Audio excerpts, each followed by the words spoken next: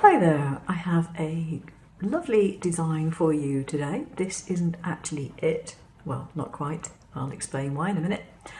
But you're going to be able to do pretty much all of a card just with one piece, which is always nice when you're in a hurry. So this one was a test run that I did because I was testing out, and if I zoom in, ooh, gone out of focus, there we go. That is actually in focus now. I know it doesn't look like it. I was testing out doing two lines of the pen so you have a shadow, but in this particular case I had them too far apart and it didn't work. So instead of just throwing this out, I'm just going to use it as a stencil at some point. So you don't always have to throw out your mistakes. Right, so let's get on with what I did eventually do.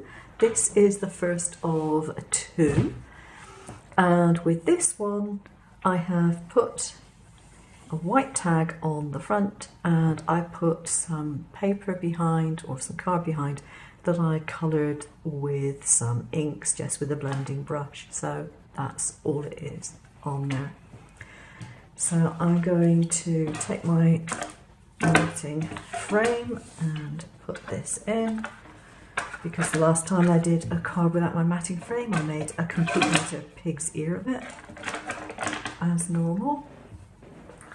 And this time I'm actually going to use a wood glue. This is quite a thick wood glue.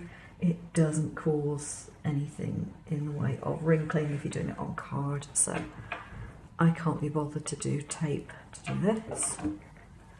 And I'm just going to put it in, push from the back, take that off, and my card is mounted.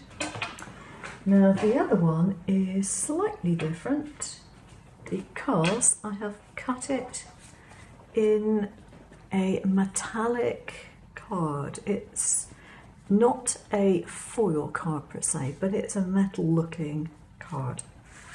And this one, if you look at the lines, I've altered the design on this one so that the lines are a little thinner. It's more delicate. Now, the reason I didn't alter this one to be really delicate lines in the first place is not everyone can cut really delicate lines in the machine easily. So I've given you two alternatives. And with this one, I have put the plaque for the happy birthday actually within the design, and then you can cut a smaller version to stick onto the front with your stamped or written sentiment. And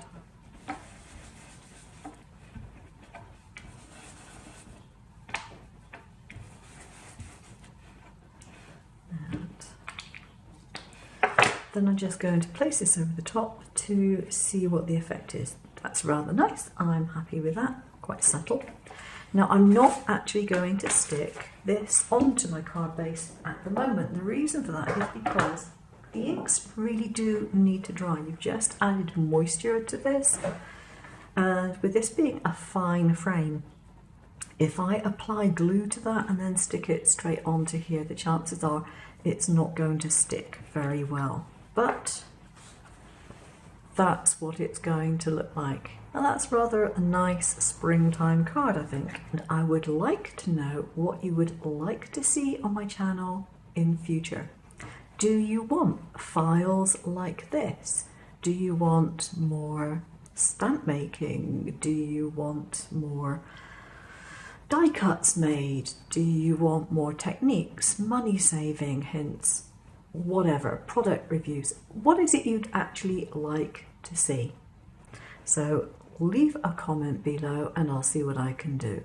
If you enjoy my videos, please either like, subscribe and share, or at least subscribe. Thanks for watching. Take care now. Bye bye.